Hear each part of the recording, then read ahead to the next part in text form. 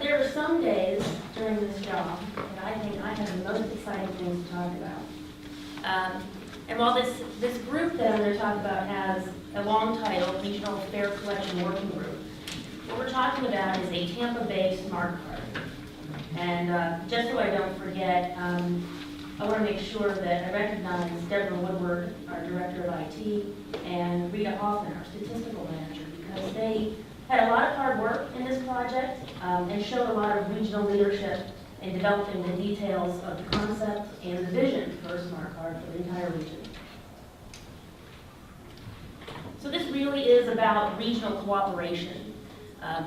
This type of activity comes right out of our work with the PSTA Heart Consolidation Study, but also has a lot of background in need for all of the transit agencies across the region. A working group was convened earlier this year, and we had a lot of participation from all over the region, all the way from Citrus down to Manatee, and including Polk County. Our early discussions were just about what everybody needed, what fare card technologies would we look at in order to move our current fare collection into the next level of technology. And some of the early proposals were about, well, let's just see if we can do something on inter-county bus routes, within the context of our individual agency needs. Some agencies had stronger need for fare box replacement schedules than others, and how are we going to do this in what might be a small pilot project? I'll tell you, the PSTA staff took a look at this and said, if we're just going to do it on regional routes, that's not enough. We need to be able to serve our riders the best way we can, and when people take a regional route, they need to be able to use our system when they come into the county. So in the end, the working group proposal was to have a regional smart card with interoperability, meaning that everybody could use it. And I'll tell you today, our fare boxes are about 12 years old. Hart's fare boxes are about 26 years old. They're having a really difficult time with their fare boxes. They cannot read our fare media while we can read theirs. So making sure that those are talking to each other is really important. That seamless travel connection for our riders is really critical.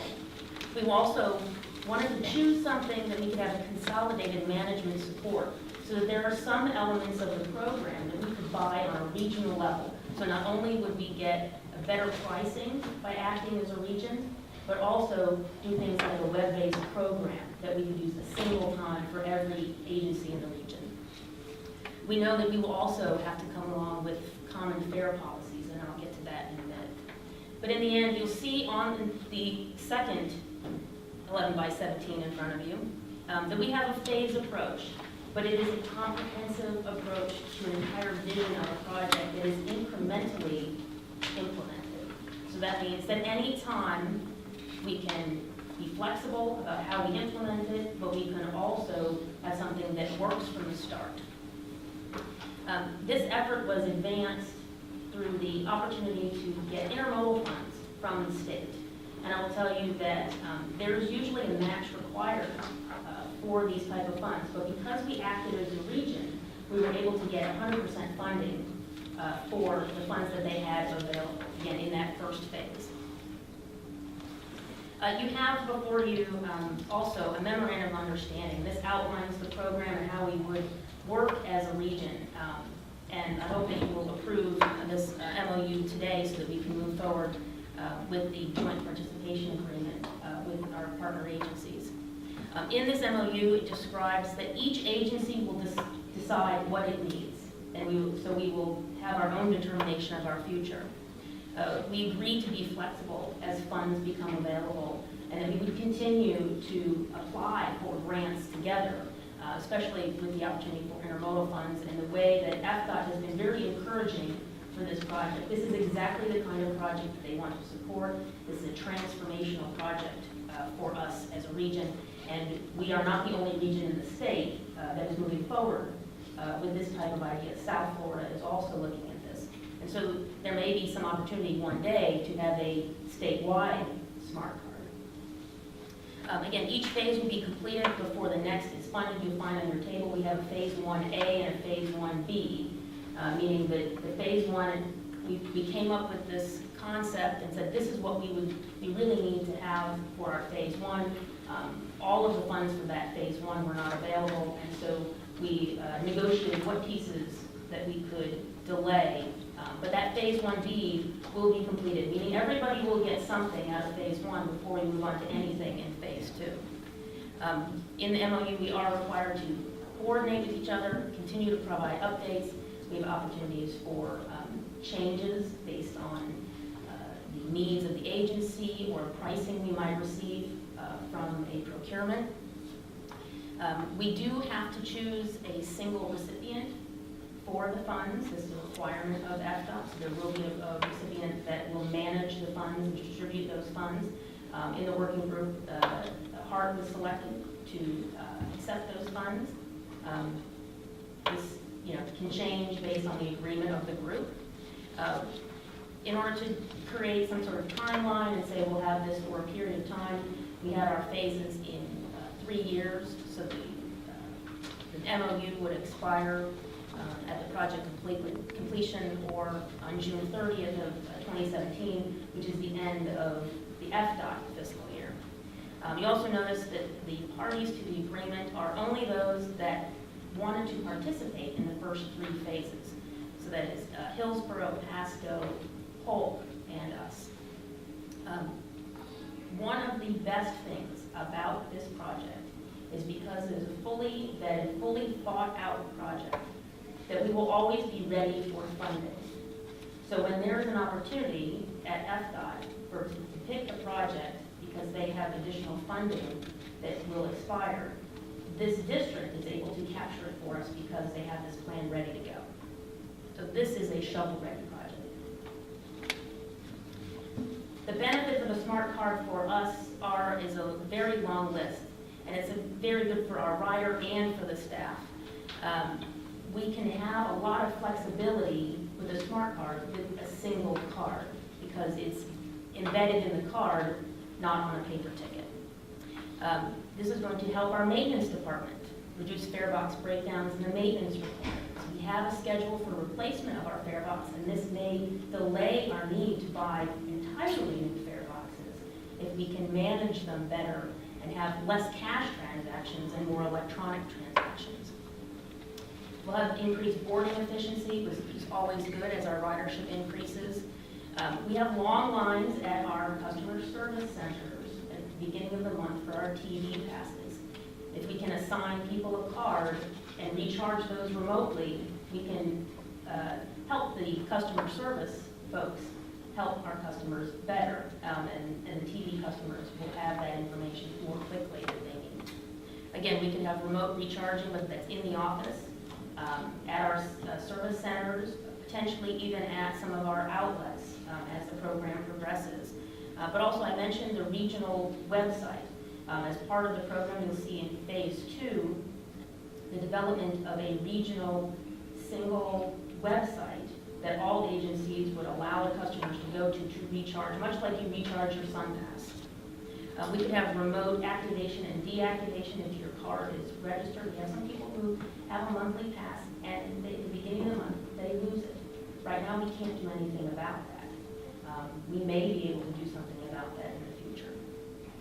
It will reduce our cash handling, may reduce the work that's required, or increases in staff in the money room. If we can change the way we have our fare cards, there's lots of different fare types, fare cards right now. We could reduce our printing costs and the management of those cards.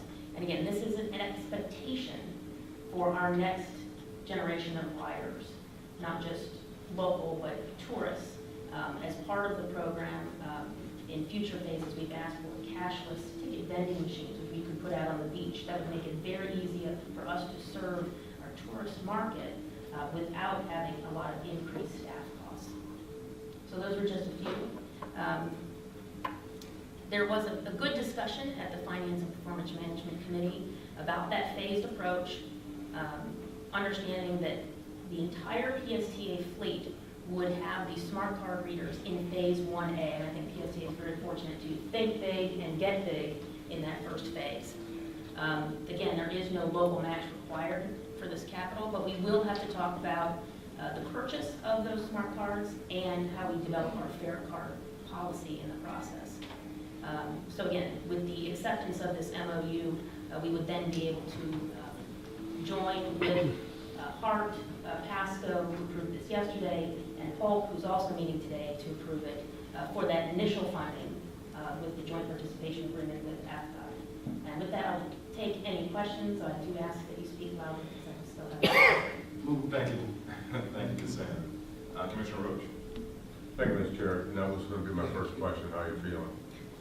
Better, but not quite 100%. Feeling better though? No, this was, we had a really good discussion on this, and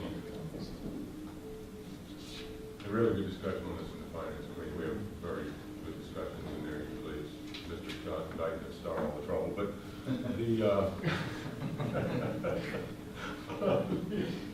what I really liked about this, this particular issue, was the phased approach. And I'm always concerned about getting into sort of a federally funded program that at some point may run out of money, and here we are trying to shuffle monies around to keep it going.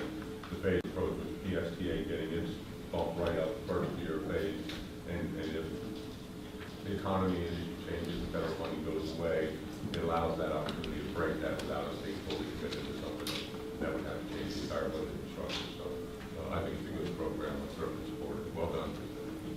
Thank you, Commissioner Roach. I'll make sure I've got the right hat as Chair of the Finance and Performance Management Committee. Commissioner Johnson. As was just mentioned, we did review this and made a recommendation to the board for approval of the MOU to receive this grant project. I do have a separate question that has come up since it was originally considered. Our partners like the Jolly Trolley use a similar fare box, and they would also have to make this change, or could make this change? Yes, we've included their fare boxes in the ask, so we can have those available to them. Thank you. Thank you, Commissioner Johnson. Commissioner Newton, you made a motion. Got a question, but I made a motion. Okay, is there a second? Second. Okay. You want public then? No, you go ahead. I think this is an excellent idea, embracing technology. I can tell you, if you don't jump on for a ride and embrace it, you will vanish.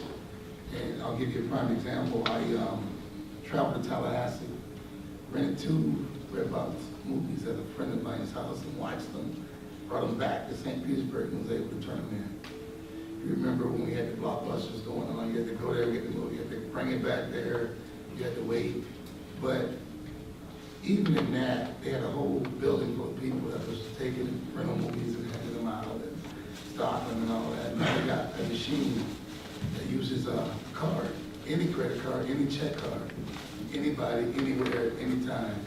No approval process, no nothing. So it's a funding source that can be used throughout the entire system. As you talk about regional transportation, I mean, you got to be able to ride on those different regions without having 15 different cards, a pocket full of money. You know, my family and I just traveled we were out Mother's Day visiting my wife's mother's grave out in off 301. And we came back over the Selma Expressway. We don't have a sun pass, we was able just to ride because they got told by tag. And the other day, got a little thing in the mail, you pay it online, and it's done. No cash moving nowhere. And I think it's way beyond overdue. I know that it's definitely going to decrease the amount of people that need to be counting and handling money or miscounts and all that, because it'll be off a source that's already tabulated for you. Let me ask you, we're building a brand new count room. So how's this going to impact that when we still need a room that big? And well, 2 things. One is, today, about 60% of our transactions are cash. And so we do have a lot of cash still. But as our ridership increases, what this program will do may not reduce our needs for increased staff or changes to things like that for money rooms, but it may decrease the need to increase them in the future.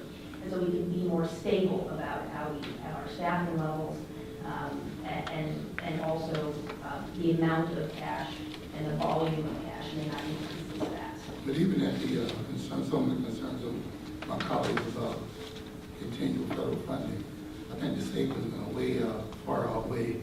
I mean, the current saving, the current way we're operating and the money we're spending, doing electronically with a regional card is going to far outweigh the cost of what we're doing. I mean, I have no doubt in my mind. I mean, your list, I think, was a little conservative. There's a whole lot of stuff that's going to affect.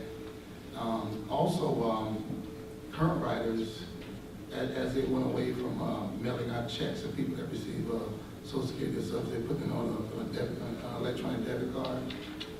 And like you said, the new ridership that we're going out, but they already use credit cards. And, you know, I got a pocket full of them, carry very little cash because everybody accepts them. So it's going to be a lot easier, you know, going forward when you're on the same level of using the same funding source. And also with the tourists, I mean, when they come in, some of them have to do change over funds, some of them have to try to find, you know, American coins and on and on and on. But all of them have credit cards that are recognized all over the world.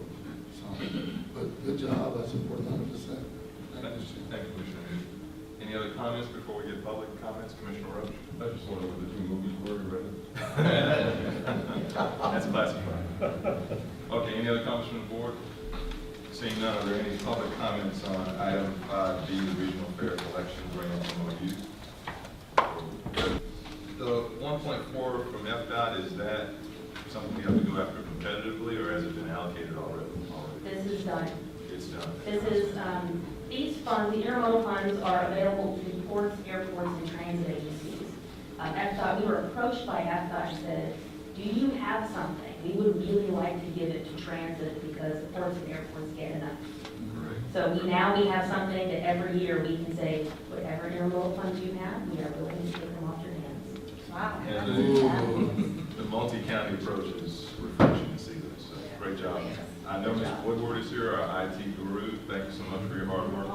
And the other young lady you said was Rita Hoffman, is she here? I don't believe she is. We'll recognize her work as well. Okay, we have a motion and a second to approve the MOU. All in favor? Aye. Opposed? Motion passes unanimously. Thank you. you. 5C, the Tiger Grant application endorsement.